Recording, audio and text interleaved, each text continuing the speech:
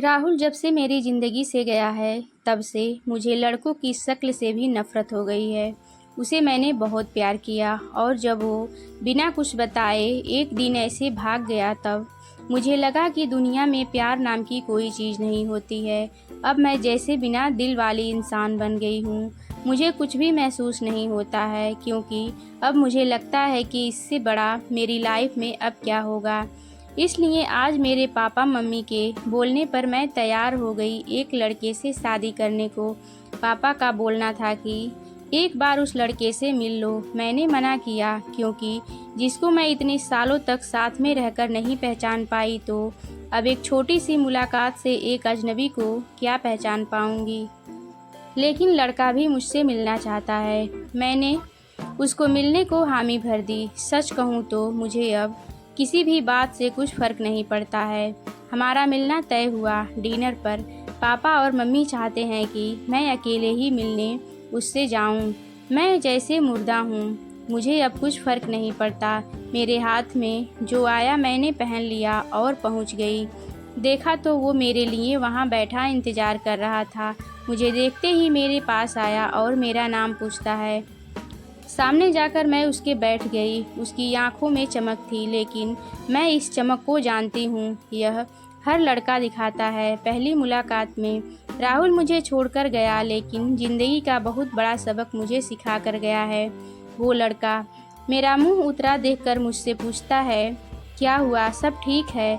मैंने भी उसे जवाब दिया, मेरी थोड़ी तबीयत खराब है। फिर वो बोला कि आप फिर आज क्यों मिलने आई हैं? हम फिर कभी और भी डिनर कर सकते थे।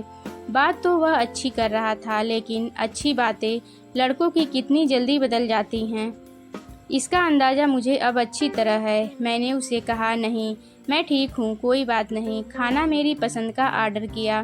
फिर अचानक उसको किसी का फ़ोन आया, और जब फ़ोन पर उसने बात की तो मैंने तय कर लिया कि अब मैं इससे शादी नहीं करूँगी। फ़ोन पर उसने अपना नाम बताया सामने वाले को, और यह वही नाम था जिसे मैं अब कभी सुनना नहीं चाहती थी। उसका नाम भी राहुल था। मैं भी हैरान थी। मैं इतनी ज़्यादा खोई हुई थी कि अभी तक मैंने उसका नाम नहीं पूछा, ना पापा मम्मी से, ना ही उससे। मैं एकदम से खड़ी हो गई और उसको बोला कि मैं जा रही हूँ, मेरी तबीयत ज़्यादा ख़राब है। वो जैसे घबरा गया। मुझसे बोलता है कि मैं छोड़ देता हूँ आपको गाड़ी से। पर मुझे अब उसके मुंह से कही हर बात कांटे की तरह चुभ रही थी। उसको बिना जवाब दिए मैं वहाँ से चली जा रही थी। वो मेरे पीछे पीछे आ रहा था। मेरी आंखों से अब आंसू टपकने लगे और मैं बाहर टैक्सी या ऑटो का इंतज़ार करने लगी। आंखों में मेरी आंसू देखकर उसने मेरी बाँह पकड़ी और मुझे गाड़ी में बैठने को कहा। उसने मेरी बाँह पकड़ी, बस इतना तो बहुत था मेरे अंदर की आग को निकालने के लिए, और मैंने उसके मुंह पर ज़ोर से एक थप्पड़ मार दिया। वो जैसे हक्का बक्का रह गया, और फिर उस राहुल की भड़ास इस राहुल पर निकली और मैंने कहा, तुम लड़के अपने आप को समझते क्या हो? जो मन चाहा वो करोगे क्या? जब तुम्हारा मन किया किसी का हाथ पकड़ लेते हो, जब मन किया बिन बताए भाग जाते हो। और वो बस चुपचाप मुझे खड़ा देखता रहा। टैक्सी आई और मैं बैठकर वहाँ से चली आई। आते वक्त मैंने उसका चेहरा भी नहीं देखा। अपने कमरे में आने के बाद 1 घंटा मैं और रोई। पापा मम्मी को कुछ नहीं बताया। सुबह मैं जगी, लेकिन सच बताऊं तो रात को जो भी मैंने किया उसका मुझे कोई अफसोस नहीं हो रहा था। मुझे लग रहा था कि यह थप्पड़ मैंने उसी राहुल को मारा है। थोड़ी देर बाद ही बाहर हॉल से मुझे आवाज़ें आने लगी। मम्मी मेरा दरवाज़ा बजा रही हैं। मैंने दरवाज़ा खोला। मम्मी बोलती हैं कि राहुल आया है, अपने मम्मी पापा के साथ, जल्दी तैयार होकर नीचे आ जा।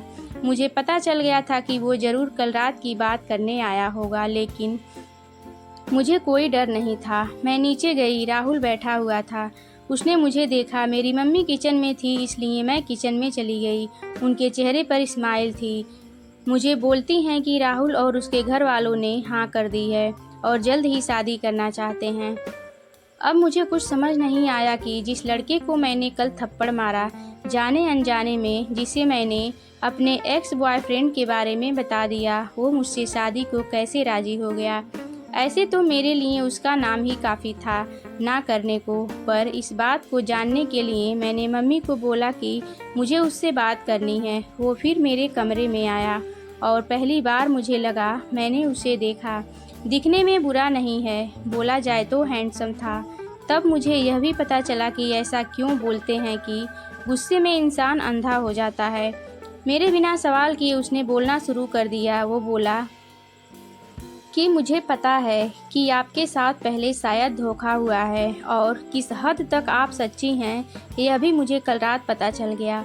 इसलिए मुझे आपसे कल रात ही प्यार हो गया और मैं चाहता हूँ कि आप मुझे मौका दें आपको गलत साबित करने का कि सभी लड़के एक जैसे नहीं होते। उसकी यह बात सुनकर मैं ना नहीं कर सकी। एक वो राहुल था जो मुझे प्यार से विश्वास उठा गया और एक यह राहुल था जो फिर से मुझे बिलीव करा रहा था कि प्यार होता है।